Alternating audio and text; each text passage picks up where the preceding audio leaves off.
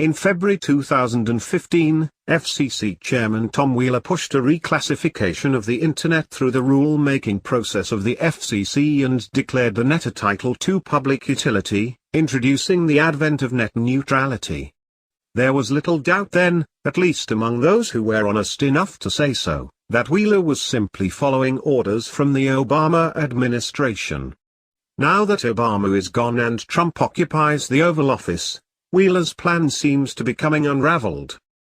One of those honest enough to call Wheeler out as Obama's minion was Ajit Pai, who served as a minority Republican member of the FCC until he was appointed by President Trump in January to replace Wheeler as the chairman of the FCC.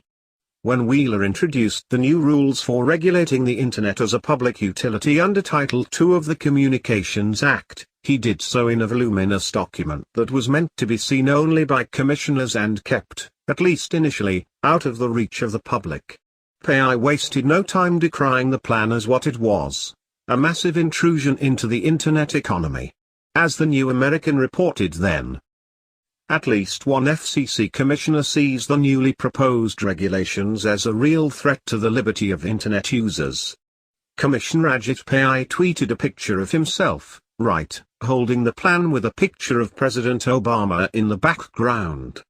His tweet read, "Here is President Obama's 332-page plan to regulate the Internet. I wish the public could see what's inside." He also issued a press release listing several points that call the 332-page secret document into question. His release begins by setting the tone in clear, bold language. The American people are being misled about President Obama's plan to regulate the Internet. Last week's carefully stage-managed rollout was designed to downplay the plan's massive intrusion into the Internet economy and to shield many critical details from the public. Indeed, Chairman Wheeler has made it clear that he will not release the document to the public even though federal law authorizes him to do so. Pai then lays out, point by point, why this is bad news for all who value Internet freedom. Before it was made public, President Obama's 332-page plan to regulate the Internet had swelled to more than 400 pages. The New American reported on what was in those pages and why it was bad for the Internet, business, and America. Of course, by the time the rules were made public, net neutrality had passed through the rulemaking process of the FCC along strictly party lines. As this writer said of the asinine idea of treating the Internet in the same way as other utilities at the time of net neutrality's passage and before the rules were made public. One problem with this action is that the Internet does not belong in the same category as telephones and televisions. It is other. It has its own category. The Internet is the most innovative, pervasive, free, and open form of communication man has ever known. Access to it is more available now than ever before, and an increasing number of people are using it as the primary method for their communications. When used properly, the Internet allows private, anonymous communication in a way that is unrivaled. But beyond that, it is also a marketplace, a research network, an alternative news source, and much, much more. And the Internet is all these things because it grew up largely unhindered by government regulation, interference. With the 3-2 vote of unelected bureaucrats unaccountable to the people, that is changing. It is as sure as can be that net neutrality will change the Internet. As the Internet is bogged down in regulation by an agency that has no constitutional authority even to exist, let alone to regulate the Internet, the innovation that birthed and nursed the net to youthful maturity will be replaced by concerns about compliance with regulations. Instead of answering to the concerns of consumers, as is done in a free market, ISPs, Internet service providers, through which a company such as Netflix provides services to Internet users, will begin focusing their attention on lobbying the FCC. The result will be an Internet that has lost its youthful energy and is mired in rules that aren't even known yet. But that was then, this is now. As is expected of those who serve at the president's pleasure, Wheeler resigned his seat on the commission to be effective with Trump's inauguration. Trump picked PAI, the former underdog fighting against the overreach of government regulation of the internet, to replace him.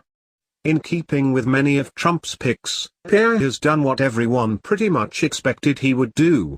He has begun driving a wooden stake through the heart of internet regulation. Some of PAI's first actions deal with rolling back those last-minute actions Wheeler had rammed through in the weeks between Trump's election and inauguration. As the New York Times lamented in an article on Sunday, PAI, noted that his predecessor, Tom Wheeler, had rammed through a series of actions right after the presidential election. Many of those efforts, Mr. PAI argued, went beyond the agency's legal authority. These last-minute actions, which did not enjoy the support of the majority of commissioners at the time they were taken, should not bind us going forward, Mr. PAI said in a statement released Friday. Accordingly, they are being revoked. The New York Times quoted Matt Wood, the policy director at the consumer group Free Press, as saying that PAI's actions are strong-arm tactics that show PAI's true stripes.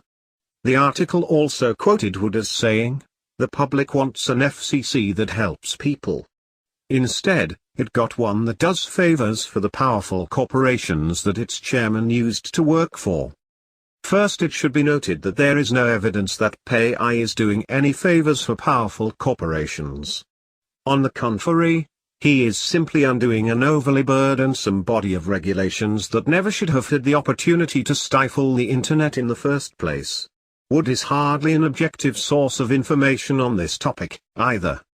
His organization, Free Press, a misnomer if ever there was one of the key players in the net neutrality scheme.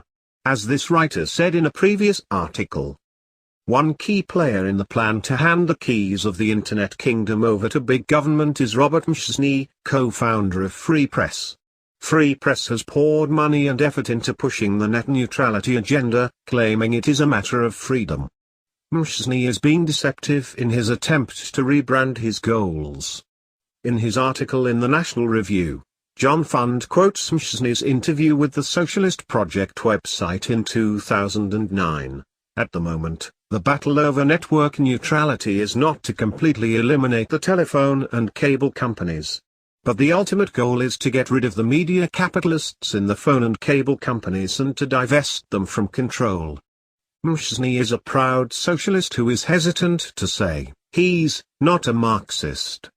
His plan for net neutrality is anything but neutral. It is about taking over the greatest innovation in communication man has ever known. It is, as Agent O'Brien tells Winston in 1984, power entirely for its own sake.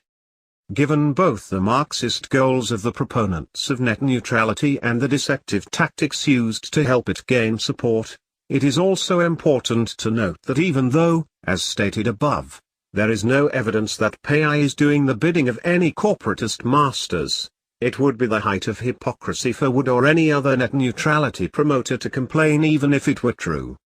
They like the chew, they just don't like it when they imagine it is on